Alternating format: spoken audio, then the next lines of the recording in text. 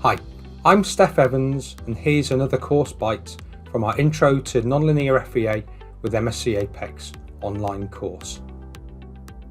Here we'll show how non-linear convergence tolerances can be used to tune an analysis and pick out the required level of detail.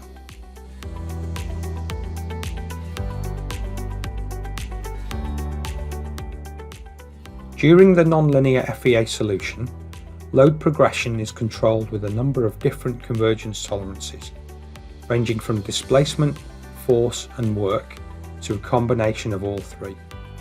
We show how these convergence criteria can be adjusted to highlight local or global effects and how these impact runtimes and output file size. An understanding of how convergence tolerances influence analysis is key to ensuring a robust solution and output. Remember, we've got free trials of all our courses, and there are free versions of Apex to allow you to follow the tutorials at your own pace. Just follow the link to see a full list of our courses, and we hope to see you on a course really soon.